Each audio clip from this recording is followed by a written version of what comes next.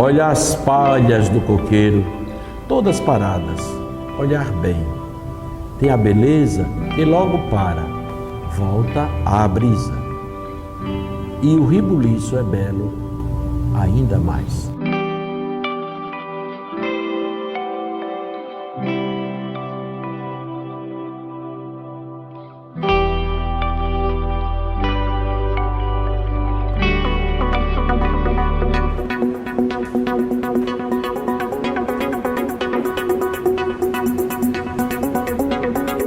Olá, sejam bem-vindos e bem-vindas ao lançamento do livro Pão de Balaio, uma dialética da dança popular, do padre Antônio Murilo de Paiva. Este livro foi produzido com recursos da Lei Aldir Blanc, Rio Grande do Norte, Fundação José Augusto, Governo do Estado do Rio Grande do Norte, Secretaria Especial da Cultura, Ministério do Turismo e Governo Federal. Pão de Balaio é um livro em verso e prosa. Mas antes de falar sobre a publicação, vamos conhecer um pouco da história do Padre Murilo.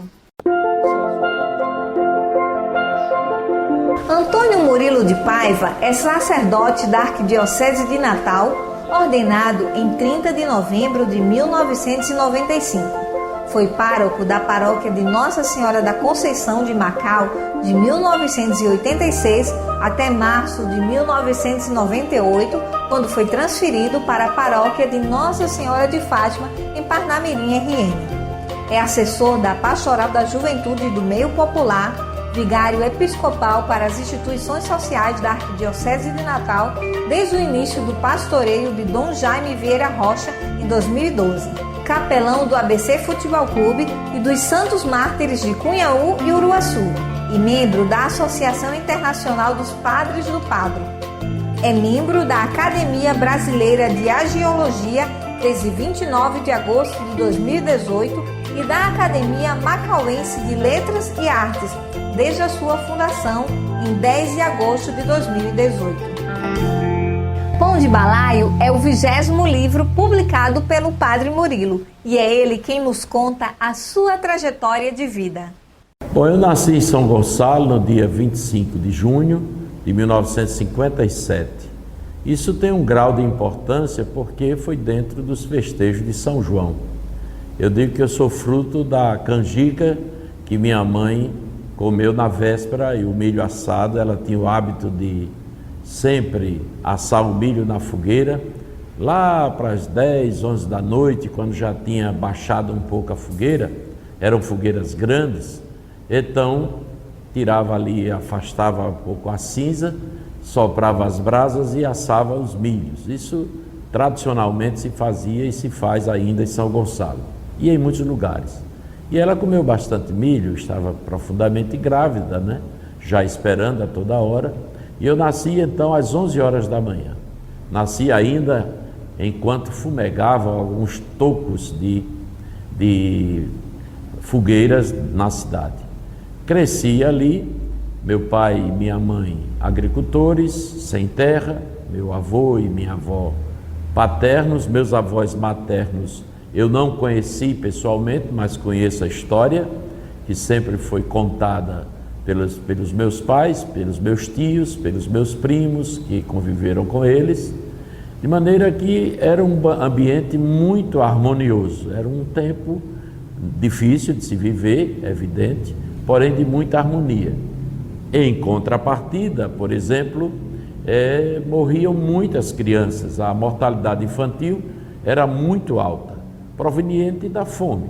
E na frente lá de casa, que é perto da matriz, na praça principal da cidade até hoje, passavam os anjinhos, os defuntos, para a igreja, para rezar. Os pais levavam para rezar na igreja matriz. E a minha primeira promessa foi pedir a Deus que não deixasse eu morrer antes dos 7 anos, porque eu queria pelo menos comungar antes de morrer. E graças a Deus, Deus me poupou. Dentre muitos eu escapei. Aliás, lá em casa eu sou o terceiro, sou hoje o mais velho, mas 2 irmãozinhos meus morreram muito cedo.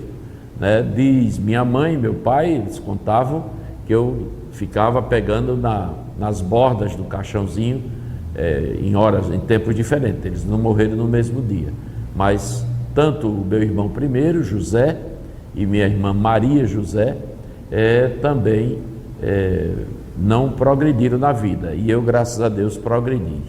Depois, o ambiente era um ambiente agrícola, ambiente do campo, embora que eu nunca convivi com a seca, porque São Gonçalo é um lugar de muita chuva, de muita água, porque o meu cenário sempre foi da zona da Mata Atlântica, de muita água, de muitos pássaros, de muitos pau-d'arcos, de muita flor, de muitas ramas e ramadas. E a minha vocação, ela entra a partir dos 15 anos. Até 15 anos eu nunca tinha pensado em ser padre. Vivia então a vida de um adolescente comum dali da comunidade, no meio dos outros. Participava dos grupos existentes na comunidade. E é bom a gente lembrar aqui que nesse período da minha infância e adolescência, a primeira juventude, nós todos queríamos ter um boi de reis. Havia muitos bois de reis mirins que não eram pedidos por ninguém, nem pelos pais, nem pela professora, nem pelo mestre de um boi daqueles, mas cada um queria para ter um grupo de boi de reis para dançar, para brincar. Isso é muito importante.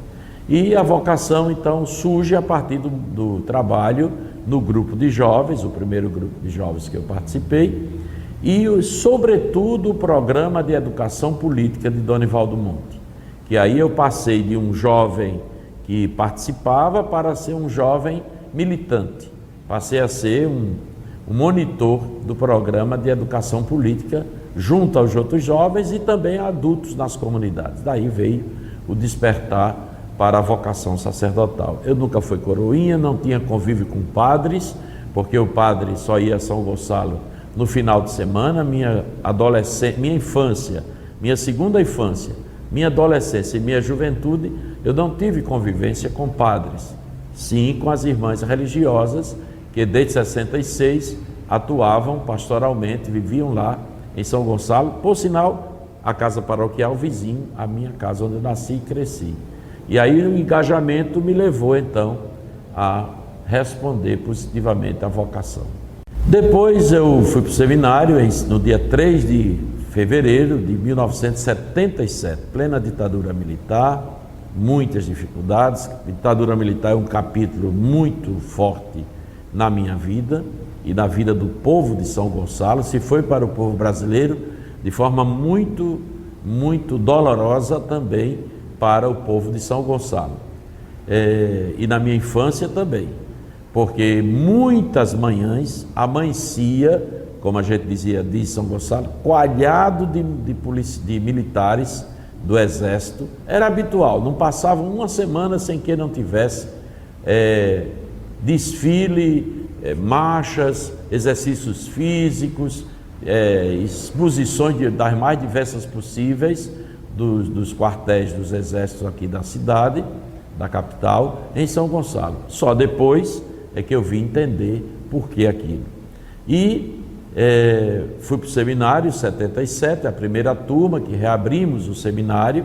Tive um convívio muito grande com Donivaldo, já a partir do meu pai, porque eu conhecia Donivaldo muito pelas histórias que meu pai contava dele quando ele foi pároco em São Gonçalo em 1942, 41, 42.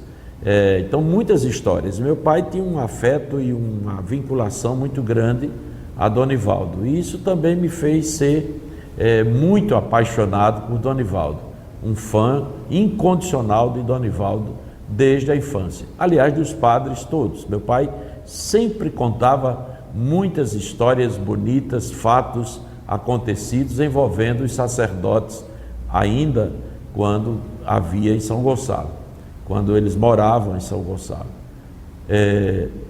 Fui para o seminário, me ordenei no dia 30 de novembro de 1985, e antes de me ordenar, Donivaldo disse: você vai para Santa Cruz, vai fazer seu estágio diaconal em Santa Cruz.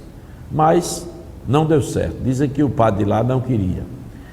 Depois esse padre tornou-se um grande amigo meu. Aí depois ele me disse: você não vai mais para Santa Cruz, você vai para Macau. O padre de Macau está doente e está pedindo para sair, e você vai substituí-lo. Vai para começar o seu trabalho. E então, ordenado, aliás, a ordenação, é bom a gente dizer, não é para se vangloriar, mas foi muito bonita, porque como eu sou aluno da Teologia da Libertação, eu sou um teólogo educado a partir dos grandes princípios da Teologia da Libertação. Então, a ordenação foi na praça pública, no patamar da igreja, aonde acontecia a vida, a essência da vida de São Gonçalo, acontecia ali naquele patamar. Casamentos, batizados, os folguedos populares, todos lá, o fandango, o pastoril, o boi de reis, o coco de roda, tudo ali acontecia de bom. As festas de casamento, de batizado, também os velórios, muita coisa. E o povo sempre se encontrava ali para conversar. Foi o lugar que eu escolhi para a minha ordenação, e Donivaldo então me ordenou. Aquela multidão, aquela praça cheia, gente de todos os lados e vindo de todas as partes, porque o meu último estágio de seminarista foi exatamente na PJMP, e andava a diocese toda. E a esperança era muito grande em função dos padres novos. Eu fui o primeiro a me ordenar depois da reabertura do seminário. Depois fui para Macau, aí foi um trabalho muito forte, muito duro, com muita perseguição, e 12 anos depois tive ainda um ano de experiência espiritual que eu pedi. Nós do Prado, da Associação dos Prados, dos Padres do Prado, nós pedimos vez por outro um ano sabático, um ano que a gente diz, um ano pradosiano. E eu fiz esse ano em 96 na Colômbia, em Cali. Foi uma experiência também muito rica, dolorosa, porque é uma revisão de vida constante, ruminar, ter o encontro consigo em todos os aspectos, sobretudo naquilo que a gente não acertou na vida, e foi muito boa essa experiência. E quando eu voltei, eu pedi a Dom Heitor que ele ficasse livre para me mandar para outro lugar, e aí me enviou aqui para Parnamirim, e aqui já estou há esse tempo todo, e é também um lugar muito bom, de gente muito boa. Só não consegui fazer, porque a realidade é diferente, muitas coisas que fizemos em Macau, por exemplo, no mundo da educação, a paróquia tem uma escola, aqui eu tentava ter uma escola paroquial, mas em função de muitas coisas a gente não fez isso. Agora que você conhece um pouco da história do Padre Murilo, sua trajetória de vida e sua vocação sacerdotal, que tal conhecer um pouco sobre o seu ofício de escritor? Então, o ofício de escrever é um prazer, uma satisfação, e todos os dias eu escrevo. Rarissimamente passa um dia sem que eu não escreva algo, às vezes até uma frase de de um texto que eu quero começar, que está pensado, e às vezes a gente não consegue colocar no papel aquilo que a gente escreveu. É tanto que eu tenho o hábito de escrever à mão, escrever na máquina de datilografia. Ele também me ensinou a técnica de datilógrafo, junto com a irmã Miquelina. Aliás, minhas aulas de datilografia foram 12 que eu fiz só com a irmã Miquelina. Amarrava um pano no meu rosto para dominar o teclado, certo? E amarrava assim os cotovelos para não deixar que ele subisse, para ter elegância na hora de datilografar. Então, essas coisas são muito importantes. Aí, quando você escreve, as minhas agendas, eu tenho 5 maletas que eram de ferramentas, que não são de ferramentas, são de agendas. Eu perdi 2 ou 3 agendas. Uma eu acho que foi alguém que levou, que é do segundo livro. Esse livro aqui, Cantos da Aurora. E eu perdi essa agenda. Aqui não está, aqui no livro não estão todos os textos que eu publiquei. Me dá uma saudade, às vezes até me dá uma pena, uma tristeza, porque não encontro este texto, este livro, e porque também tem muitos apontamentos espirituais, de retiros, de encontros, de revisão de vida, de coisas que eu coloco para melhorar na minha vida pessoal. Eu sou muito meticuloso nisso. Quando eu me ordenei, o meu retiro não foi pregado, não teve pregador. Eu combinei com o Donivaldo, com o reitor, o Padre Hudson, de fazer o retiro sozinho.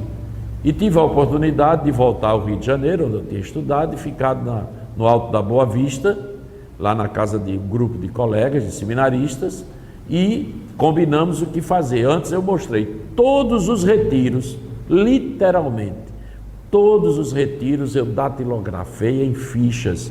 Era um bolo assim de fichas. Também desapareceu esses relatos que estavam nas agendas e eu preparei tudo. Então, o hábito de escrever é algo que me faz viver.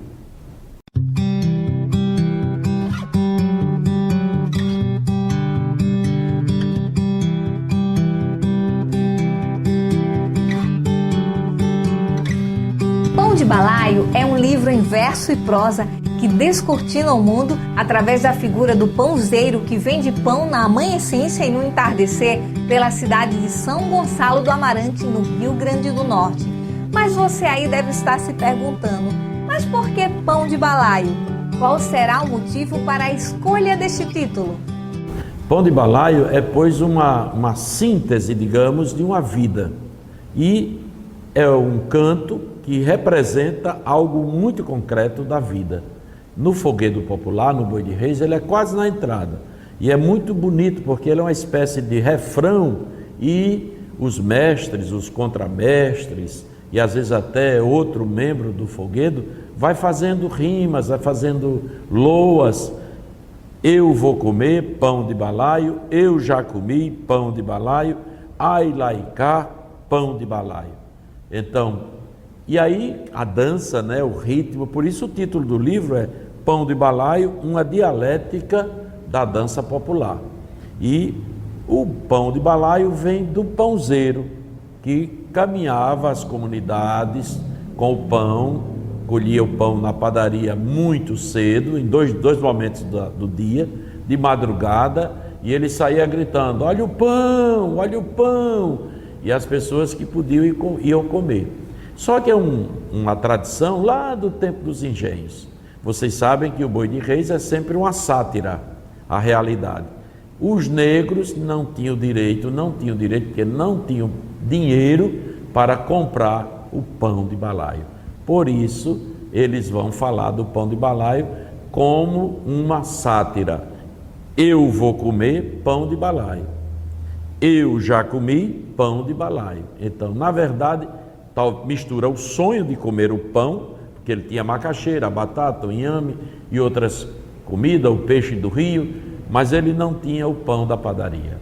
Então, e um parente meu era um pãozeiro desse. Por isso, eu faço uma menção honrosa a este meu parente, casado com a prima minha, que era pãozeiro, que saía então também nas comunidades vendendo pão, de manhã, de madrugada, quando ele saía da padaria, pegando o primeiro pão, e à tarde, por volta de 2, 3 horas da tarde, ele saía também de novo vendendo esse pão de balaio. Na verdade, o pão de balaio aqui é a mistura da arte, da dança, da música, do ritmo, da ginga do negro, com a necessidade da vida. E mais ainda, uma grande homenagem ao boi pintadinho. Por isso, o livro tem dedicado a 5 pessoas, para mim, muito importantes. Seu Atanásio Salustino, que eu não tive um convívio, digamos, na casa dele, mas tive um convívio de trabalho, conheci muito. Sabe quem é seu Salustino? Seu Atanásio é o pai de Dona Militana. Então, um homem de uma maestria fenomenal. Quem quiser aprofundar a vida dele, leia o livro de Mário de Andrade, de 1929, Danças Dramáticas do Brasil. Lá você vai ver muita coisa nas entrelinhas e de forma explícita que Mário de Andrade fala. Eu tive a oportunidade de conviver com essa pessoa. Depois, seu Pedro Guajiru. Esse eu convivi muito, porque ele ia muito à minha casa, Os seus filhos eram meus colegas de infância, convivemos muito na escola, nos jogos de futebol, nas escolinhas lá de São Gonçalo, e uma afinidade muito grande. E ele falava com maestria, com simplicidade, e às vezes quando tomava uma bicadazinha, aí é que fluía a poesia e a arte de seu Pedro Guajiru. Pedro Miranda foi meu colega de escola, de infância, de grupo de jovens, de igreja, do programa de educação política, e um grande homem do Teatro de São Gonçalo, e tinha um daqueles bois que eu falei, daqueles bois mirins, ele tinha um na sua rua. Aliás, era juntar 12, 13, 14, 15 jovens, 20 jovens, adolescentes, e formavam um boi. Ele faleceu muito cedo.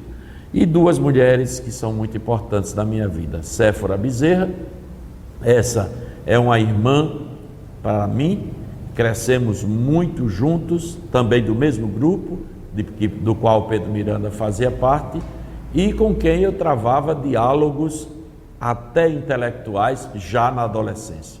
Então, de poesia, de dança, de arte. Por exemplo, eu sou fã de Milton Nascimento. Quem me fez ser fã de Milton Nascimento foi Séfora, que pegava as músicas de Milton e passava para mim. E a gente escutava junto na calçada da igreja e cantava. E Ivani, essa vizinha minha, também como Séfora, grande, não só no teatro, mas toda a parte dos foguetes populares, e também na parte do artesanato. Grande educadora, tanto Séfora como Ivani são professoras que Deus chamou muito cedo, muito cedo. Essas pessoas, eu convivo com o sentimento, a beleza que elas deixaram dentro de mim diariamente. Não passa um dia sem que eu não lembre essas pessoas. Por isso o livro é dedicado a elas. Padre Murilo, explica pra gente o que o leitor vai encontrar neste livro. Ele vai encontrar muita prosa, muita poesia, narrativas, crônicas, e contando tudo isso, essa tessitura, por onde eu vou passando, eu vou tentando colher o que eu encontro e vou escrevendo. Como eu escrevo, né, numa espécie de exercício, usando a expressão latina de homo viático, ou seja, o ser em caminho, o peregrino. Então, e sempre depois de cada texto, eu coloco um corolário. O corolário é uma expressão que vem ainda da álgebra, lá dos grandes matemáticos gregos, e que depois ela passou a ser uma espécie de coroa que fica sobre a cabeça das pessoas para dignificar a pessoa, para tornar a pessoa importante. É tanto que nos foguetes populares, praticamente todos têm o uso da coroa, de um jeito ou de outro. De uma forma bem simples ou de uma forma mais sofisticada, tem a coroa, porque a coroa, mesmo que a pessoa não fosse uma espécie de rei na sua comunidade, merecia ter o tratamento de ser humano que o rei tem, e um servidor. Então, é um livro que vai ajudar, ou que vai contribuir, ou que vai proporcionar prazer e alegria na leitura. E quem lê, eu tenho certeza que vai gostar, se não de tudo, pelo menos de uma parte. Eu desejo que goste de tudo do livro. Como eu disse, Teresa no prefácio ela diz: o livro é um livro esperançoso. Então, que você possa despertar a esperança e a consciência de um tempo novo, de um tempo melhor. E que o pãozeiro, que hoje chega de forma diferente na sua casa, nunca seja esquecido por você. E chegou a hora de conhecer uma das poesias que você vai encontrar no livro Pão de Balaio, do Padre Antônio Murilo. Fique agora com A Estação da Seca. É um texto que a gente vai peregrinando na história toda do nosso país, como a seca foi utilizada como palanque para explorar, para escravizar pelos políticos chamados tradicionais.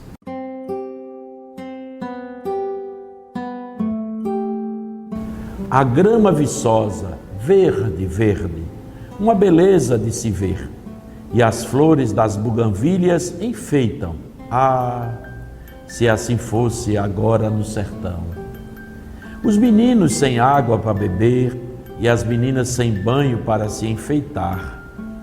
é a sina da beira do açude, rachado de torrão em torrão. Quem se lembra de encher as cisternas do sertão?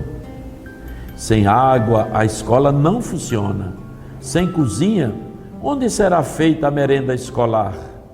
E os meninos e as meninas vão perder o tempo de construir, dos sonhos até sua revolução? Sem água, as cisternas racharão.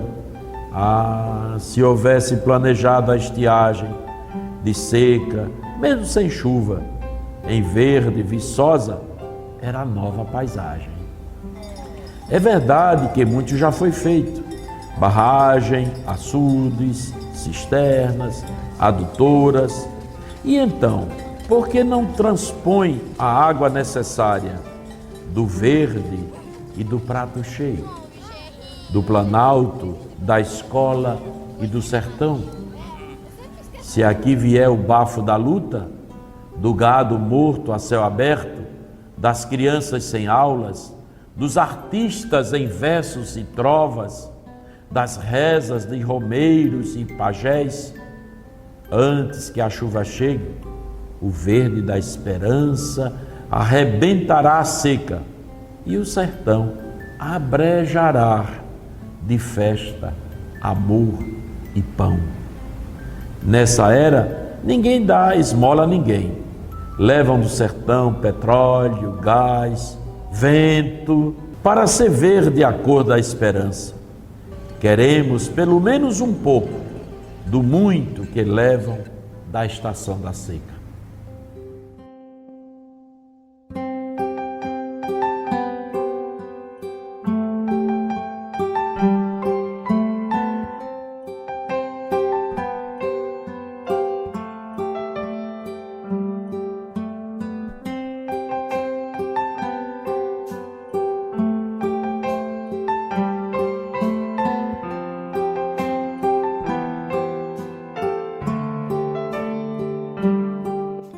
Você está acompanhando o lançamento do livro Pão de Balaio, uma dialética da dança popular, do padre Antônio Murilo de Paiva. Um livro que respira esperança, inspira sonhos e utopias. Mas será que no mundo atual existe lugar para as utopias? Existe. Aliás, a utopia não morre, o sonho não morre. Quando o sonho morrer, quando a utopia morrer, morreu o homem. Um homem que não sonha, uma mulher que não sonha, um ser humano que não sonha, está morto, está morto. Por isso a gente vê enterros, cortejos imensos de pessoas que não sonham. Aí se não sonham, estão fadados a ser eternamente escravos. Só ao ser humano que sonha, que imagina um tempo diferente, será capaz de vencer a opressão. Na hora em que perdermos o horizonte do sonho, da utopia, de um mundo novo, de um mundo de partilha, de um mundo de justiça, na hora que a gente perder isso, acabou a humanidade. Eu acho que esse momento que a gente vive é muito propício para reacender, reanimar, reestimular e, sobretudo, despertar que o mundo pode ser diferente, o mundo pode ser melhor, o mundo pode ser o lugar do bem viver, de todos poderem, todas poderem bem viver. Não é viver bem, porque viver bem vive 1 e 10 não. O bem viver é o lugar onde todos vão ter o ar limpo, a água limpa, abundante, sem faltar, o rio vivo, a floresta viva, a caatinga exuberante, as árvores cantando, produzindo alimento para nós e os outros animais também. Esse é o bem viver que eu desejo. Por isso, escrever é um exercício de utopia. Padre Murilo, como é que você tem vivenciado esta pandemia? De que forma ela tem afetado o texto que você escreve cotidianamente? Olha, tem afetado positivamente. Infelizmente, tem a pandemia, como a gente tem ficado muito em casa, estou escrevendo 51 livros, 20 já publicados. Pão de Balaio é o 20º, mas ainda tem aí mais de 30 e sonhando outros títulos. Eu não tenho muita preocupação de fechar um livro. Vou terminar um para começar outro, não. Eu vou escrevendo aqui, eu escrevi um livro que não publiquei ainda, chamado Odisseia dos Gramados. No meio do livro, apareceu uma expressão, a bola e a farinha e a bola. Eu digo, eu vou escrever outro livro sobre isso. Resultado, o Odisseia dos Gramados está pronto e o outro está sendo preparado. Então, escrever é esse ato, né, permanente. E a pandemia me deu possibilidade de avançar. Pão de Balaio foi um desses. A Flor de Seda já está pronto, né? Será o 21º, se Deus quiser. O Bredo do Sítio Breu já está quase pronto, inclusive com promessas boas de editar. Porque cada livro que a gente edita é uma alegria muito grande, porque é muito difícil editar, é muito caro.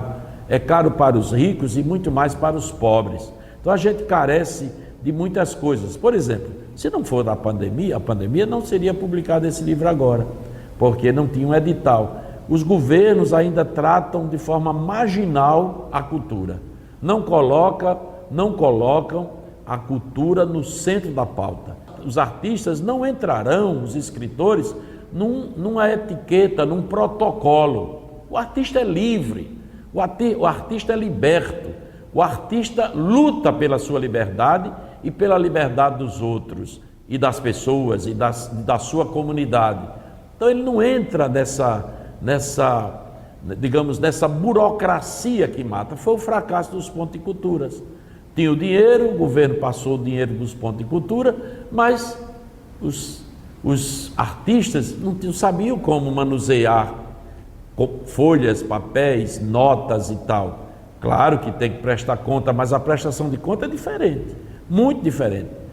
Aquilo que está na nota nem sempre é a verdade na vida habitual, mas aquilo que é feito é verdade, é produzido, apresentado, todo mundo vê o produto da cultura. E mais ainda, diz São Paulo que quem vive do altar, coma do altar. Então o artista que vive da arte tem que comer da arte. Ele é importante para a sociedade. Ele faz a sociedade se alavancar, além do sonho, em todo tipo de divertimento e de crescimento. A leitura, por exemplo, não tem exercício mais profundo, transformador do que a leitura. Porque quando você lê um texto, você produz milhões de textos, milhões de imagens. Vem. Só o que isso proporciona na saúde física e na saúde mental e na saúde da alma. Então eu estou falando isso para que possamos evoluir nessa dinâmica.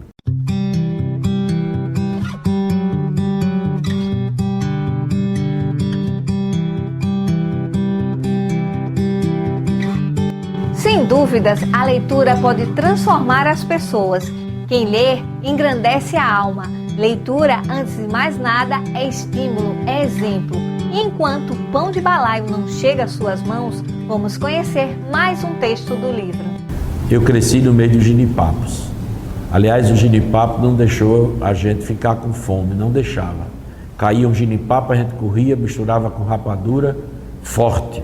Trabalhava muito tempo, 4, 3 horas sem nem sentir fome, só tomando água. Genipapeiro e cipó.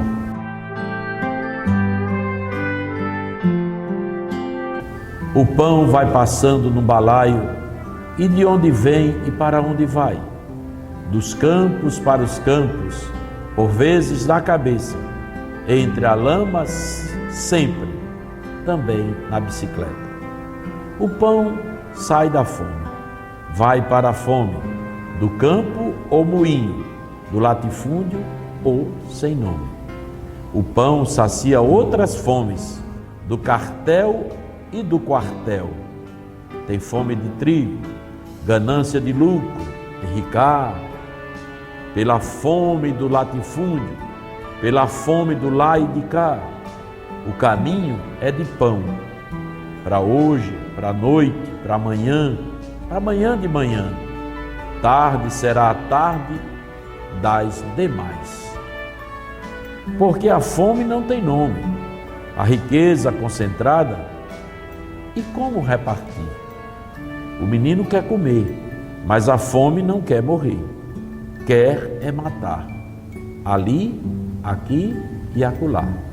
Enquanto a lama seca, a barriga cresceu, os dentes nascem, que dá graça, mas também lá do céu. E o balaio segue sua vocação, como foi no princípio, senão 12 para alimentar de esperança, porque eu vou comer pão de balaio. Eu vou comer pão de balaio. Ó maceira, minha maceira, ó maceira, minha maceira. E se hoje foi assim, haverá o tempo da volta. Sem volta, é claro. No aceiro do caminho tem suor, tem genipapo e cipó.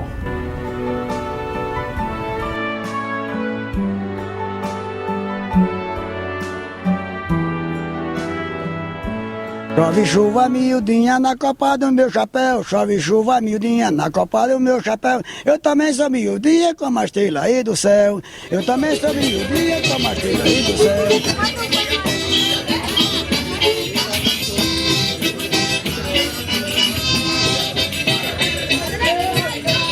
É interessante pensar como a cultura popular circula através da oralidade. A cultura popular é guardada pela memória de cada guardião em cantos, gestos e ritos. Improvisos e criatividade são faces da mesma moeda e representam um potencial humano extraordinário. Olha, quem trata de cultura popular, de folguedos popular, não dá para conjugar o individual sem o coletivo. O boi de reis, que começa debaixo de um pé de mangueira, depois tem uma latada, o pastoril, que começa no quintal de casa, às vezes no terreiro, e que é apresentado numa latada, a lapinha, que é do mesmo jeito, no salão paroquial, ou debaixo de uma mangueira, ou de uma latada, o pastoril, que é do mesmo jeito, o congo, que é do mesmo jeito, o fandango, coisa belíssima o fandango. Então, são coisas que seguem para o mesmo caminho. E como eu disse aqui, uma leitura dialética, é porque todos esses folguedos populares, eles foram como que reinventados. Talvez eles estivessem de outra forma na Casa Grande, mas eles foram para as senzalas e das senzalas para os quilombos, digamos, livres, e os quilombos que eram formados mesmo quilombos, né, os sítios, como tem muito em São Gonçalo, e ali eles juntavam a dança, a arte, a fé, a religião, a crença com a dureza da vida. Então, é muito importante se dar conta dessa tessitura. Por isso essas são pessoas que despertaram sempre o senso do bem comum. Sempre despertaram a necessidade das pessoas enfrentarem as dificuldades, e daí como é bonita a força da solidariedade que esses grupos proporcionam e, sobretudo, a formação da juventude. Estamos nos aproximando do final do lançamento do livro Pão de Balaio, uma dialética da dança popular. Pão de Balaio é uma tradução que o Padre Murilo considera uma de suas experiências mais belas e profundas de sua vida. Ele nos fala sobre esta experiência. Exatamente, essa experiência da partilha, de um homem que compra o pão na padaria, que tem uma caderneta, que aquele que não vai poder comprar o pão porque não tem o dinheiro, compra e vai anotando, e quando vender o seu coentro, a sua cebola, o seu tomate, vai pagá-lo. Às vezes nunca safra tudo, nunca paga tudo, porque as condições não dão, mas a fraternidade, a solidariedade do pãozeiro, de não deixar que o pobre ficasse sem o pão, é algo fenomenal. Isso é uma experiência. Depois, toda a história dos sítios, do sítio Oiteiros, do sítio do Breu. Inclusive estou escrevendo um livro chamado O Bredo do sítio Breu. O sítio Breu é um lugar, é um laboratório a céu aberto de cultura popular. Eu digo que ali, aquele sítio, era uma espécie de quilombo de quando a Lei Áurea foi estabelecida, em volta dos engenhos. E eles passaram para nós essa cultura da solidariedade, da partilha, de todos os sentidos, do pão, do café, do açúcar, de uma colher de açúcar, de uma xícara de café, para o pó, para que aquela família que não tivesse pudesse ter o alimento diário. Então, esses sinais de fraternidade, de partilha, que o livro evoca e traz para nós nesse sentido. Que o mundo hoje, para vencer a cultura do ódio, ele tem que ter esse saber cuidar. Hoje a palavra moderna a gente diz o saber cuidar. Mas o saber cuidar passa por muitas facetas da vida. Uma delas é essa.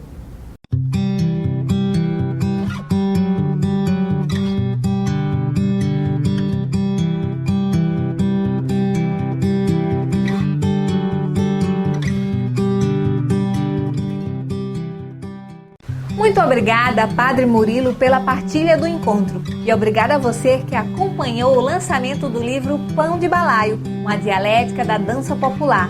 E se você deseja adquirir um exemplar do livro, as vendas estão ocorrendo na Secretaria Paroquial de segunda a sexta, das 14 às 18 horas. O preço do livro é R$ 50. Mais informações podem ser obtidas através do telefone 99986-6931. Este livro foi publicado com recursos da Lei Aldir Blanc, Rio Grande do Norte, Fundação José Augusto, Governo do Estado do Rio Grande do Norte, Secretaria Especial da Cultura, Ministério do Turismo e Governo Federal. Gratidão a todos por acessar o nosso conteúdo e até o nosso próximo encontro. E não esqueça, a vida se tece de sonhos. Tchau, tchau.